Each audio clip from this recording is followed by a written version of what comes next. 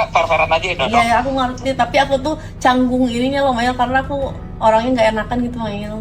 Oh, iya santai-santai. Mail juga sebenarnya ngomongnya juga nggak enakan, tapi tetep lah kan kayak manusia kan kalau misalnya mau ditutup mulutnya pakai apa? Pakai uang gitu aja sebenarnya. Jadi kalau misalnya emang Dokter Reza pengen supaya Nikita tidak speak up, Nikita ada di side Dokter Reza. Dokter Reza udah tinggal kasih dia uang 5M, udah. Saya belum berani menyatakan bahwa itu benar atau tidak, karena apa yang sudah kami sampaikan sebagai bukti di dalam laporan klien kami sekarang sudah menjadi wewenang penyidik, ya.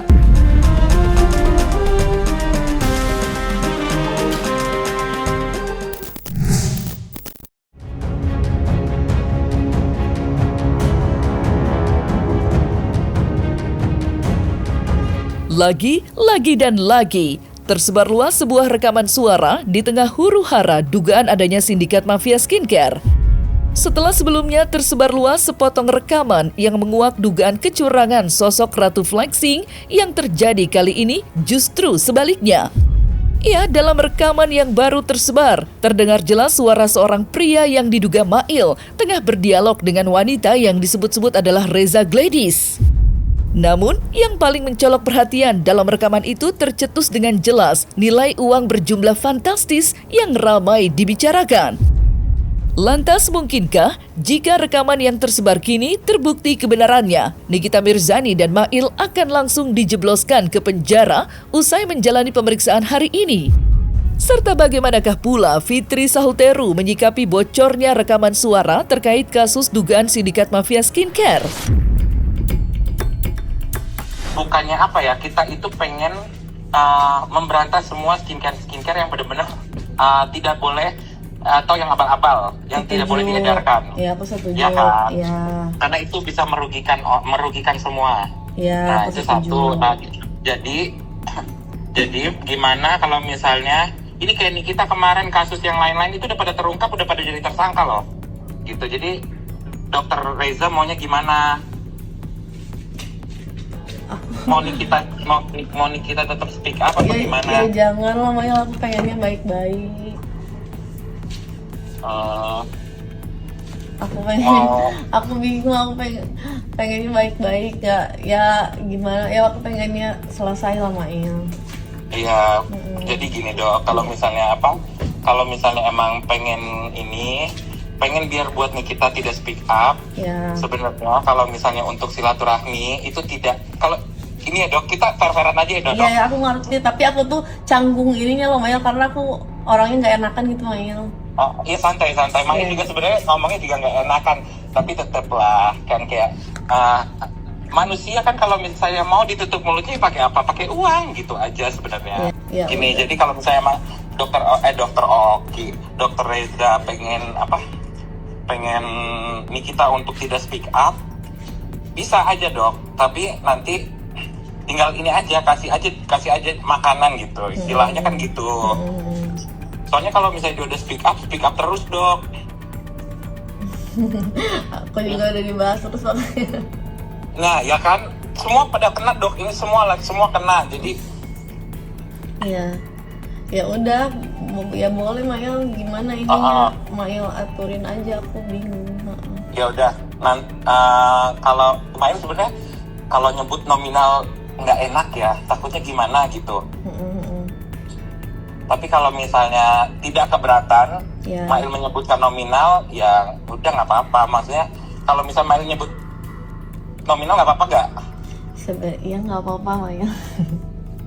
Aduh, saya tidak ini loh, saya jadi tidak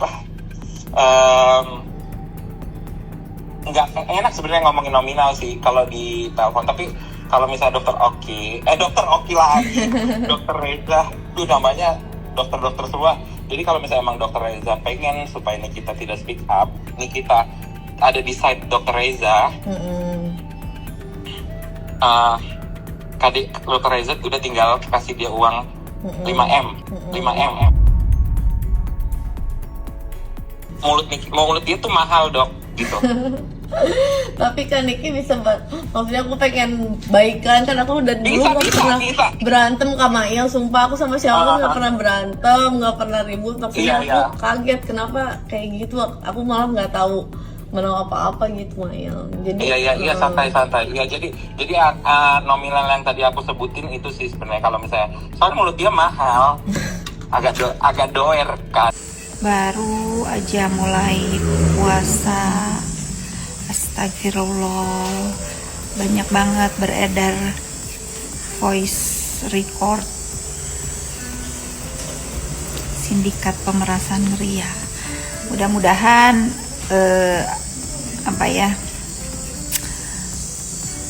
bulan puasa ini semua kehuru-haraan di dunia maya itu berakhir. Makanya aku sekarang lagi suka baca buku.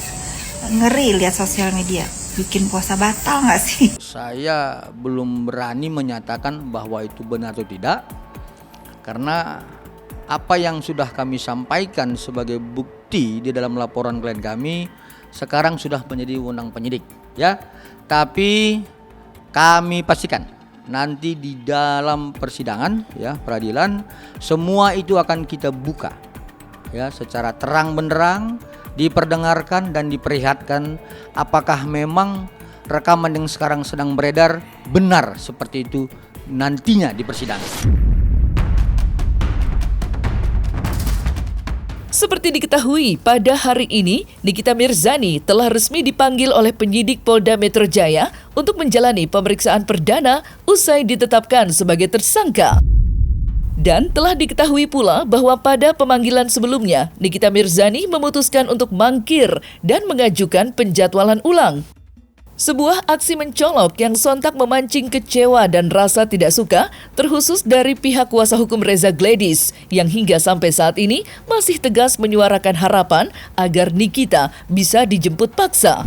Kekecewaan serta desakan tegas dari kubu Reza Gladys tentunya tidak tanpa alasan. Apalagi gerak-gerik Nikita Mirzani masih memberikan sinyal jika dirinya bak kebal hukum. Lantas, seperti apa advokat menanggapi itu dari kacamata seorang praktisi hukum? Kalau mereka melanggar, tentunya pihak penyidik juga tidak akan segan-segan untuk melakukan tindak tegas, melakukan penangkapan lalu penahan. Kita berharap dari pihak Nikita Mirzani terutama pengacaranya harus profesional. Memang saya melihat di media pengacara sempat kecewa. Keinginan mereka harus dijemput paksa, ditangkap, lalu ditahan. Kita pikir ini kita kembali kepada pihak penyidik Polda Metro Jaya. Tentunya mereka bisa menilai kok. Jika Nikita Mirzani tidak datang, maka pihak penyidiklah punya kewenangan untuk melakukan tindakan tegas. Tentunya memang dalam hal aturan main, panggilan itu sampai ke panggilan ketiga. Kalau panggilan ketiga dia tidak datang, maka pihak penyidik Polda Metro Jaya akan melakukan tindak tegas, yaitu melakukan pemanggilan paksa, mungkin bisa melakukan penangkapan. Demikian. Kalau kita melihat dari sejarahnya ya, kemudian kita melihat dari historinya Nick Mir sendiri terhadap persoalan hukum, dia sudah sangat berpengalaman banget ya. Apalagi kan dia ini sangat dekat dengan pihak kepolisian ya, Polri ya.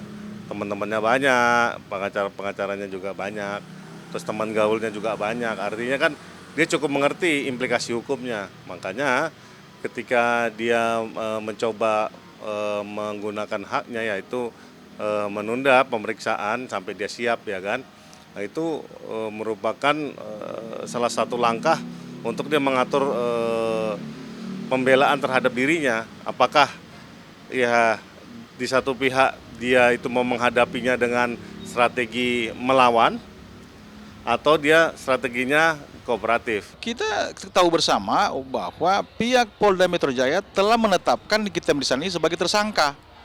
Namun sekali lagi saya katakan tadi, dia masih ada upaya hukum untuk melakukan bisa pra-peradilan.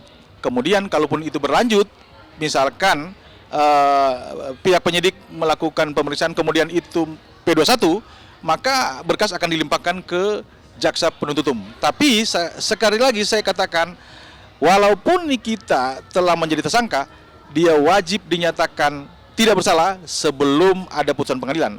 Mungkin nanti akan ketika saya katakan tadi berlanjut ke pengadilan, maka pihak Nikita Mirzani akan bertarung di pengadilan nanti. Apakah dia bersalah atau tidak? Nanti majelis hakim lah yang akan menilai. Semoga majelis hakim dalam hal menangani perkara ini betul-betul berdasarkan kebenaran dan keadilan. Jadi kalau benar katakan benar, ya salah katakan salah. Nggak ada penundaan dan saya lagi ada pekerjaan, Bang. Dan itu saya bisa lihat waktu saya telepon, Bang saya lagi mau nyanyi. Seingat saya tadi ya, sore itu saya telepon, Bang saya lagi mau nyanyi, nanti Abang telepon. Ya. Jadi dia lagi mencari nafkah. Jadi kami mohon kebijakan. Saya yakin deh penyidik dengan alasan kita yang alasan manusiawi dan alasan karena ibadah puasa, kami mohon supaya ditunda sama Mail, karena Mail kan juga ikut di acara di Bandung seingat saya. Karena mereka sudah membuat satu permohonan kan lewat pengacaranya.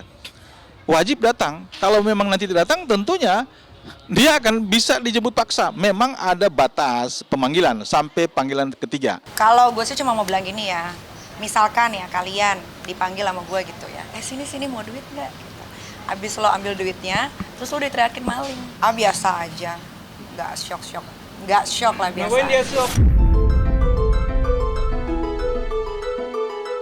Di sisi lain, tajamnya sorotan mata terhadap kasus dugaan pemerasan yang dilaporkan oleh Dr. Reza Gladys dan telah menyeret Nikita Mirzani sebagai tersangka memang tak lepas dari dugaan tindak pidana pencucian uang yang ikut disematkan dalam laporan tersebut.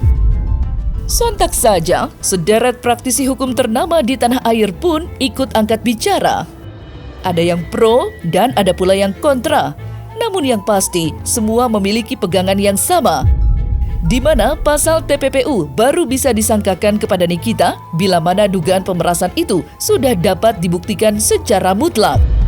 Dan seperti inilah penjelasan lengkap praktisi hukum terkait penyertaan pasal TPPU dalam laporan Reza Gladys. Nah, apalagi ketika dia terima duit terus dia dicampur dengan TPPU ya, tindak pidana pencucian uang. Makanya tolong untuk pihak kepolisian hati-hati, karena kenapa? Ketika memang sudah terbukti bahwa predicate crime-nya itu dilanggar, barulah TPPU-nya bisa diperiksa. Banyak yang berpendapat, ahli hukum lainnya berpendapat bahwa sebetulnya TPPU itu bisa paralel dikerjakan. Padahal TPPU itu adalah hasil perbuatan dari kejahatan utama. Nah, kejahatan utamanya apa? Dugaan pemerasan.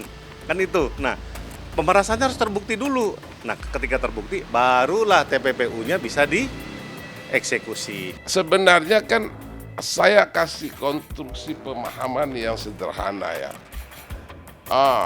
Uang yang dicuci itu adalah tadi uang haram, uang yang kotor.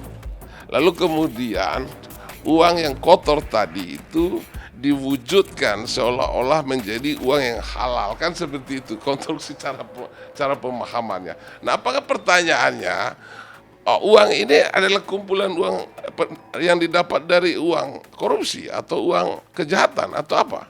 Ini kan menjadi satu pembuktian yang harus diselidiki oleh pihak penegak hukum itu sendiri. Lalu kemudian uang tadi yang tadi tidak berhak untuk dipegang oleh sekelompok orang atau siapapun, itu kan tadi dianggap dilakukan satu pencucian, ya, seakan-akan uang itu legal untuk dilakukan tadi transformasi, gitu ya, atau tadi regulasi kemanapun itu, penyimpanan dan seterusnya itu. Nah, ini yang dianggap oleh hukum apabila uang itu tidak pada ketetapannya, tidak pada tempatnya, tidak pada kedudukan hukumnya sesuai dengan tadi keabsahan uang tadi itu adalah uang yang punya hak untuk dipegang atau untuk dimiliki oleh seseorang atau sekelompok orang, itu terlihat bahwa biarkan penyidik tadi yang akan menyelusuri apakah itu uang haram, uang didapatkan dengan cara tidak baik, atau memang miliknya dia pribadi. Itu kan kita belum tahu itu. Apa yang disampaikan itu adalah apa yang tertera di dalam pasal. Tapi dalam perkara hukum harus kembali kepada peristiwa hukumnya. Artinya dalam perkara ini harus kembali kepada sebab akibat. Asalnya itu dari mana, ya. Jadi sebagaimana yang Nikita juga sampaikan, Niki itu tidak kenal dengan yang bersangkutan. Mail pun tidak kenal, tapi mereka yang menghubungi terlebih dahulu. Terkait Nikita Mirzani ditetapkan sebagai tersangka oleh pihak Polda Metro Jaya atas laporan dari Dr. Reza Gledis terkait dugaan tindak pidana pemerasan, pengancaman, serta tindak pidana pencucian uang. Yang kemudian Nikita Mirzani dijerat dengan pasal berlapis dengan ancaman hukuman 20 tahun penjara. Jika kasus ini berlanjut ke pengadilan, maka pasal-pasal yang diterapkan terhadap Nikita Mirzani akan diuji di muka persidangan. Perlu kita tahu bersama bahwa hukum di negara kita menganut asas praduga tak bersalah yang menyatakan bahwa setiap orang yang menjadi tersangka kemudian ditangkap lalu ditahan dan dihadirkan di muka persidangan wajib dinyatakan tidak bersalah sebelum ada putusan pengadilan yang menyatakan orang tersebut bersalah dan telah memiliki kekuatan hukum tetap. Jadi, walaupun Nikita Mirzani telah ditetapkan sebagai tersangka, namun dia wajib dinyatakan tidak bersalah sebelum ada putusan pengadilan.